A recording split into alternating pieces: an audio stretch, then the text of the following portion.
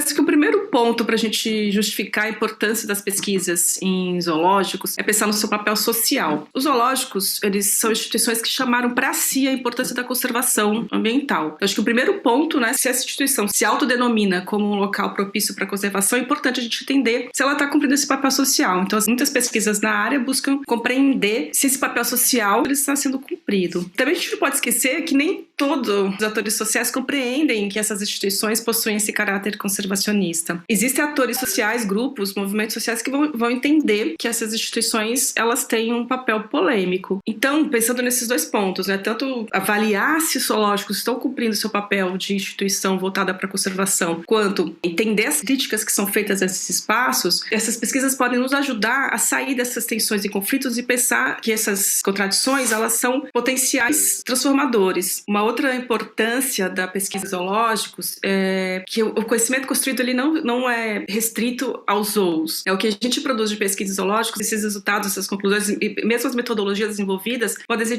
utilizadas, também compreendidas, recontextualizadas em diferentes áreas. A pesquisa também tem que ser feita pelas próprias instituições. Assim como a escola, ao longo da sua história, também passou a desenvolver pesquisa internamente, eu acredito que é fundamental que a pesquisa em educação e comunicação também seja feita pelos próprios funcionários, educadores e educadoras dos próprios zoológicos. Uma cultura da pesquisa dentro da instituição contribui também para a gente pensar numa estrutura mais fortalecida, uma instituição que incorpore mais uma cultura da conservação. Os dados desse estudo eles foram coletados em 2017 no Parque das Aves, localizado em Foz do Iguaçu, no Paraná. Para quem não conhece, o Parque das Aves ele é o maior zoológico especializado em aves na América Latina e a única instituição do mundo dedicada à conservação de aves da Mata Atlântica. São aproximadamente 130 espécies de aves em exposição e algumas delas são espécies endêmicas, ou seja, aquelas que só ocorrem nesse bioma. A área expositiva, que é aberta, para a visitação do público, ela é composta por uma trilha de circuito único, com aproximadamente 1,5 km de extensão, onde se localizam os recintos dos animais, das aves, entre eles 5 viveiros de imersão. O que é isso, São aqueles viveiros que você consegue ficar aí cara a cara com os animais. Para esse estudo, nós tivemos um olhar bem específico, um olhar para as crianças, mas é sempre importante destacar, que as crianças elas são partes integrantes das famílias, por isso nossa análise ela tem foco nas interações e falas das crianças, mas ela reconhece, então, o papel dos pais nas experiências que ocorrem em conjunto,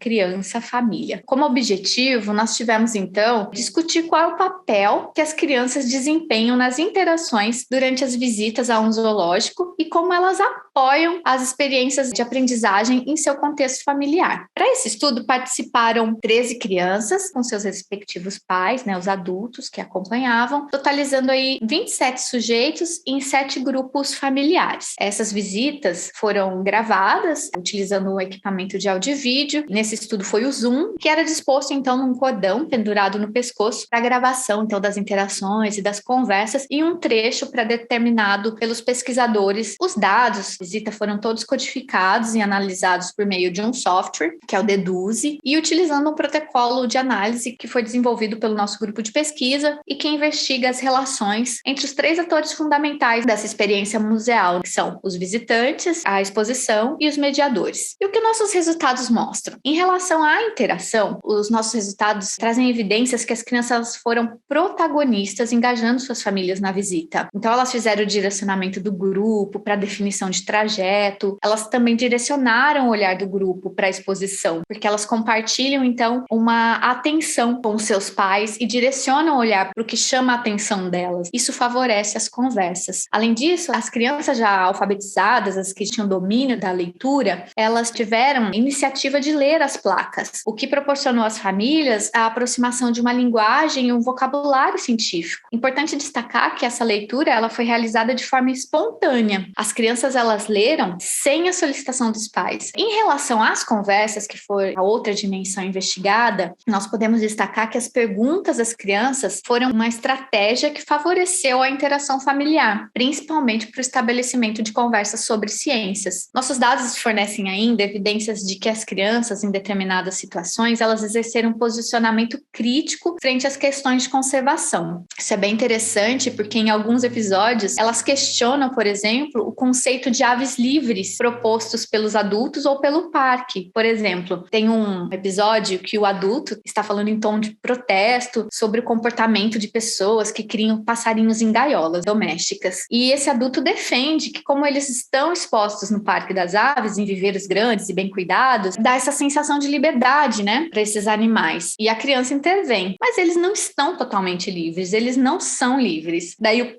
esse adulto, não, mas mesmo assim tá ali, porque o pessoal vem para fazer experiência, visitação. Ele tenta justificar para mostrar que o zoológico tem um papel importante na pesquisa e na conservação, né? O pai continua, até esses daqui, eles não conseguem voltar mais para a natureza com o instinto natural deles, né? Então ele justifica isso. Então eles estão aqui nesse lugar que é prazível, que ajuda esses animais a se recuperar. Mas a criança tem essa visão crítica, né? Bem interessante. Para finalizar, nós destacamos que ainda são poucos os estudos que reconhecem a agência, né, e a voz das crianças, e que consideramos, então, essa pesquisa importante de ser realizada do ponto de vista da criança, né? Pois apresentamos, então, evidências que elas tiveram probabilidades aí similares dos adultos de exercerem o engajamento, a liderança e protagonizarem as experiências de aprendizagem de si próprias e do grupo familiar. O protagonismo infantil, ele se mostra aí como um aspecto a ser melhor explorado nos estudos que se baseiam nas conversas e nas interações do visitante em espaços de educação não formal.